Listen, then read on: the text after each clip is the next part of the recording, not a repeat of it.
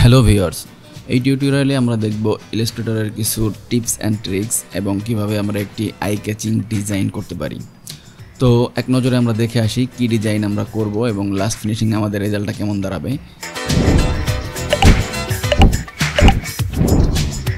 তো এই টিউটোরিয়ালের মধ্যে মূলত আমরা দেখব কিভাবে এই টেক্সট ইফেক্টের সাথে এরকম আই ক্যাচিং ডিজাইন আমরা করতে পারি। তো চলুন শুরু করা যাক।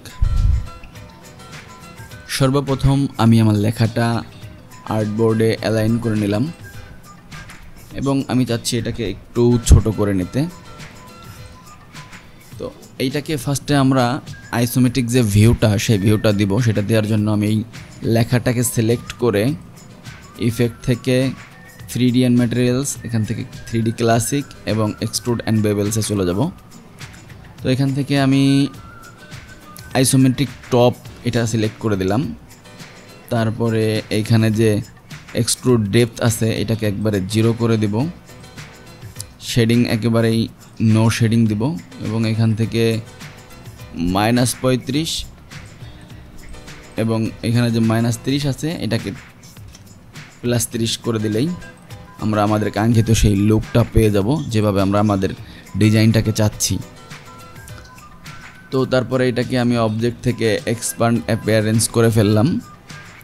এক্সপ্যান্ড অ্যাপিয়ারেন্স করার পরে আমি ফার্স্টে এখান থেকে আমাদের ডিজাইনের কালারটা দেই, এই কালারটা দিলাম এবং এইটাকে শিফট প্রেস করে একটু উপরে উঠিয়ে নিলাম এবং অল্টার প্রেস করে কিবোর্ড থেকে এটাকে একটা কপি করে নিলাম। শিফট এবং অল্টার প্রেস করে নিচে নামিয়ে আনলাম। নিচের শেপগুলোকে, নিচের টেক্সটগুলোকে আমি এই ডার্ক কালারটা দিয়ে দিলাম।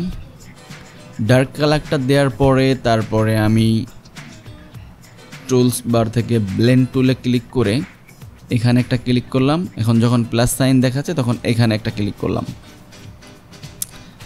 তারপরে এই ব্লেন্ড টুলের উপরে ডাবল ক্লিক করলাম। তারপরে আমি এখান থেকে স্পেসিফাইড স্টেপস এখানে ক্লিক করে এখান থেকে আমি 400 দিলাম, ওকেতে ক্লিক করলাম।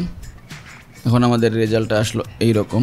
একেবারে ইটসগুলোতে দেখে নেব কেমন কী অবস্থা। তারপর আমি চাচ্ছি যে আরেকটু বাড়াতে স্মুথ রেজাল্ট পাওয়ার জন্য। তো আমি 550।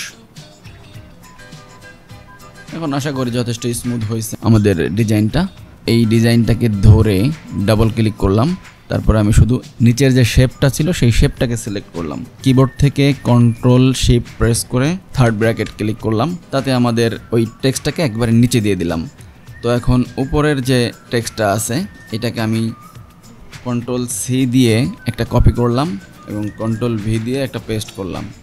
পেস্ট করার পরে এটা দেখেন সেম জায়গাতে পেস্ট হয় নাই, কন্ট্রোল এফ দিলে সেম জায়গাতে পেস্ট হইতো। তো সমস্যা নেই, আমরা এই দুইটাকে ধরে এটাকে সিলেক্ট করে টপ অ্যালাইন করে দিলাম। এখন কিন্তু আমরা চাইলেই আমাদের উপরের শেপটার কালারটা দিতে পারি।